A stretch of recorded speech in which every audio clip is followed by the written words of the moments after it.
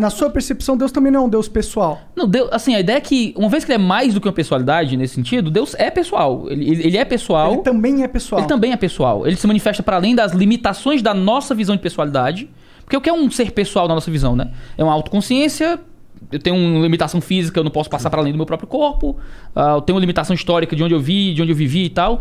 E Deus, ele é uma pessoalidade. Quando a gente fala pessoalidade, a linguagem teológica é de uma autoconsciência. Ele é um ser, uma pessoa, é a linguagem tradicional da teologia, que se entende, tem uma autoconsciência, sabe quem é, tem sua própria pessoalidade e personalidade. E isso se manifesta no Pai, no Filho e no Espírito Santo como 3 autoconsciências, como 3 pessoas.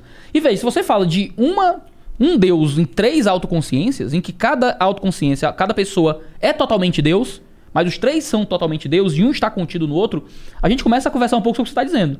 É um Deus que transcende o nosso conceito, a nossa limitação de pessoalidade. Então, quando eu digo a Deus é uma força, Deus é uma energia ou uma lógica, a sensação que me passa quando eu escuto isso é que Deus é menos que uma pessoalidade. Ele é como se fosse uma energia informe que talvez nem se veja como Deus, nem se perceba como existente, mas que move a gente de alguma direção ou algo parecido. Talvez ele não se...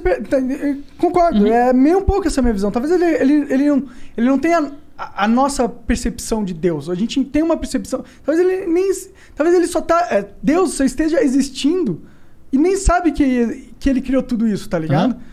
Eu não sei o que é Deus. Essa é a parada. Eu não sei o que é. Pra mim, essa lacuna tá aberta. Ele pode ser esse Deus... pessoal e eu sei que, mas talvez ele não seja, ele precisa ser. Se Deus ele conseguiria encarnar na Terra, eu não acredito que ele conseguiria. Porque a partir do momento que ele se materializasse como um indivíduo, como ele não seria mais Deus. Seria outra parada. Um dos grandes mistérios do cristianismo é justamente como é que isso foi possível mesmo. A linguagem que é usada em Paulo, a linguagem que é usada nos evangelhos, é uma linguagem mesmo do absurdo quase, né? De como é que Deus vira homem. Como é que o autor da vida nasce. Uma mulher, né? Como é que o verbo eterno tem que aprender a falar? Como é que o incontido entra num corpo? Né? Como é que o autor da vida morre? Sabe? E realmente essa sensação tem que ser gerada na gente. Como é que pode isso? Isso é absurdo, cara. Mas esse é o grande absurdo da mensagem do evangelho. De que a gente tem Deus, um ser pessoal, segundo a visão cristã, segundo a visão judaica, da maioria das religiões monoteístas do mundo, um Deus pessoal, que olha pra gente na nossa miséria, no nosso pecado, nas nossas falhas, e escolhe se tornar como nós para se tornar uma ponte entre nós e ele. Né? Isso é uma mensagem que, sim, é absurdo. Como é que Deus vira gente, cara? Eu não virava gente. Se eu fosse Deus, papoca todo mundo e tal, e vai. Eu não sei, você... Eu entendo. Não, entendeu? Se fosse eu, que se dane todo mundo, entendeu? Assim. Mas não, tem um Deus que olhou com misericórdia e com amor, entendeu? E que se tornou participante da nossa vida para ser o modelo perfeito que a gente recebe quando crê nele, sabe? Isso é uma coisa maravilhosa dentro da mensagem cristã, da visão cristã das coisas, né? Sim, mas eu acho que aí a gente tem 2 interpretações dessa passagem, dessa mensagem. Você pode ter uma interpretação literal da parada, que é Deus realmente é Jesus, ele se materializou através de Jesus e trouxe o ensinamento dele, ou Deus habita todos os homens e toda vez que a gente nasce, Deus nasce junto com a gente e Jesus, ele simbolizou alguém que nasceu e soube escutar a parte de Deus que nasceu dentro dele.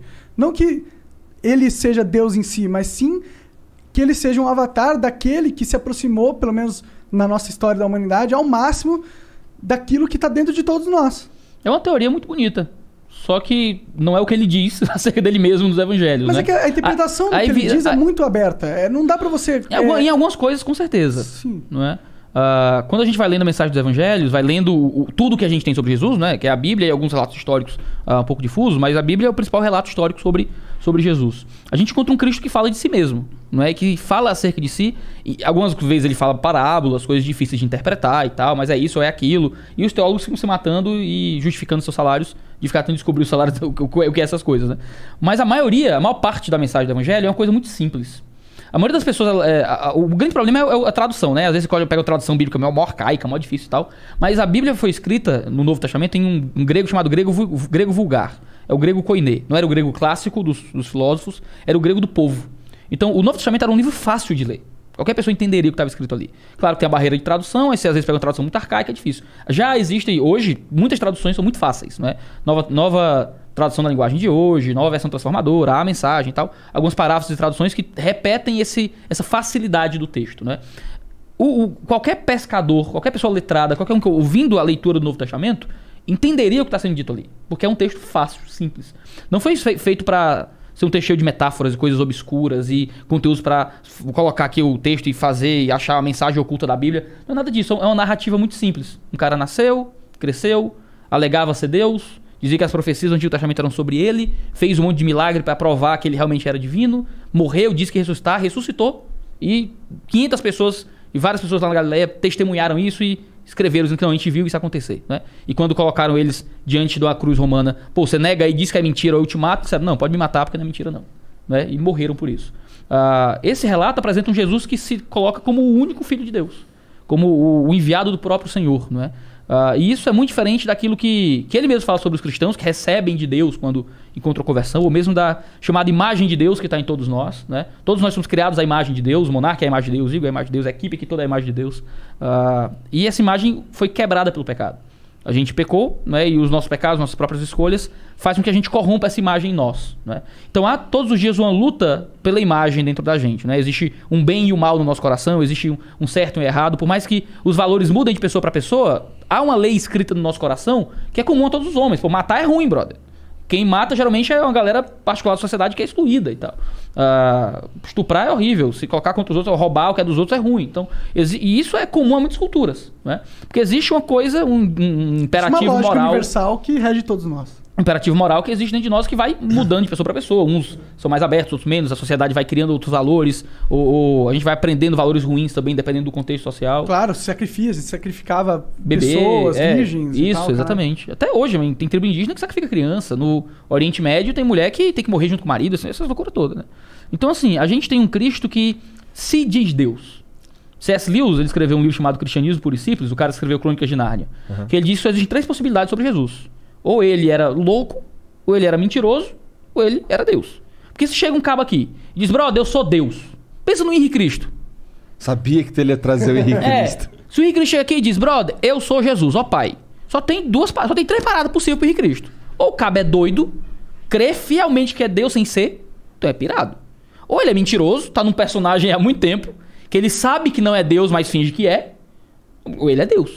Ou ele tá falando a verdade e tem razão. Ou ele tá falando por metáforas. O Henrique Cristo? Não, Jesus no caso. Então, mas esse é o grande negócio. Existem metáforas que ele fala, mas outras passagens não são. Sim, entendi. Tem coisas que ele fala que ninguém nem entende.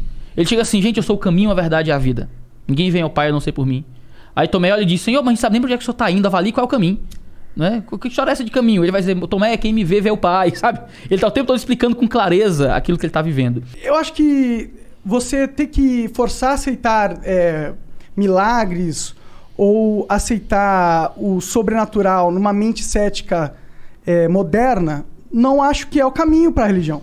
Eu acho que isso é você bater em ponto de faca. Porque eu nunca vou acreditar em sobrenatural. Não importa, não importa. Eu acredito em Deus, tá ligado? Mas eu acredito que, por acreditar em Deus, eu acredito que ele pôs as regras claras. E não vai ser nenhum humano, Jesus ou caralho, que vai nascer e vai quebrar essas regras, tá ligado? Eu não acredito que Jesus era Deus. Não acredito. Não acho que faz sentido. Eu acho que o máximo que Jesus poderia ter sido, na minha visão, foi um cara genial, um filósofo genial, um intérprete da sabedoria passada de milênios e milênios durante a humanidade, entendeu?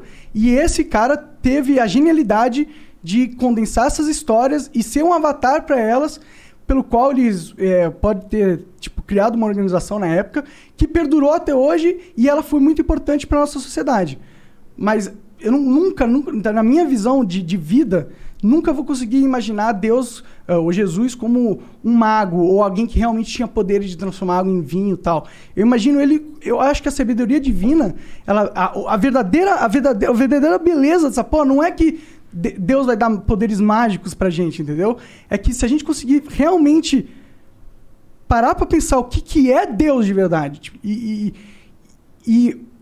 a partir do momento que você meio que identificar o que você acha, agir de acordo, os milagres acontecem, mas não é porque é milagre de verdade. É porque vai parecer milagre, tá ligado? Porque você não vai acreditar. Se você não acredita em Deus, você não vai acreditar que é possível as coisas. E aí você passa a acreditar, milagres começam a acontecer. Eu acho que vem disso. Eu não consigo ter essa interpretação mágica. Caralho, pensei que ele fosse chorar. Por um segundo eu imaginei também, mas... Cara, ainda bem... Nesse ponto, cara, eu fico feliz de não ter tido esses 3 anos sabáticos do Monark, que ele ficou lendo e estudando toda essa porra aí. Ah, porque eu sempre... Se alguém me pergunta, eu falo, cara, eu só não sei. Não sei, cara. Mais fácil, né? Eu não sei, eu não pensei o suficiente sobre isso, cara. Tá Mas ligado? o ponto que o Monark colocou, é isso que eu tenho dificuldade de acreditar, do lado de cá, né? Porque eu tenho um registro histórico. Por que a gente acredita que Jesus existiu, não é? Porque pô, um monte de gente viu e escreveu sobre esse cara. E por que tu foi convencido? Obrigado pela pergunta. Até me ajudar na cadeira aqui, né?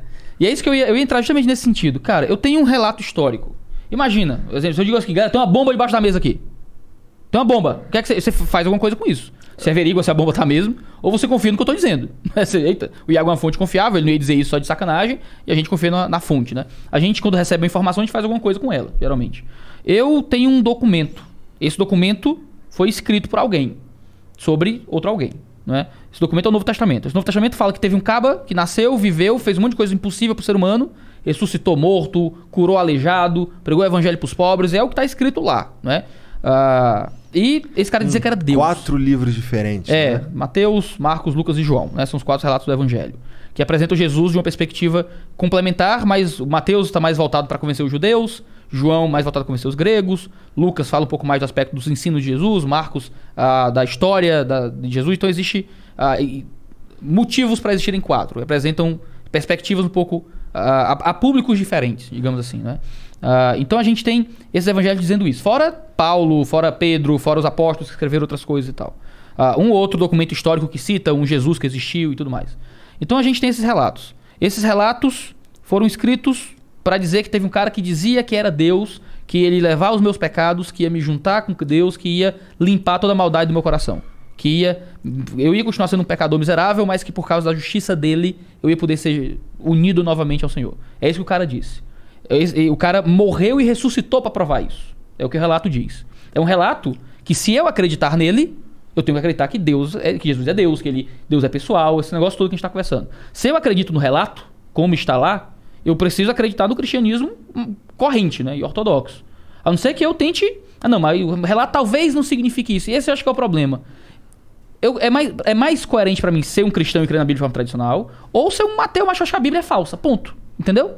Tentar olhar pra Bíblia e dizer, não... Ou então pode ter o meio do caminho? Então, o meio do caminho pode ser... Eu acho que a Bíblia é valiosa. Eu acho que culturalmente ela representou uma crença de um tempo e tal, mas eu não creio nela. Também é uma possibilidade. Tentar reinterpretar a Bíblia para significar alguma outra coisa diferente, um Jesus que na verdade era, mas não era... Isso é usar o texto como quiser. Eu acho que isso a gente não consegue fazer de uma forma que respeite o texto e a arte da interpretação.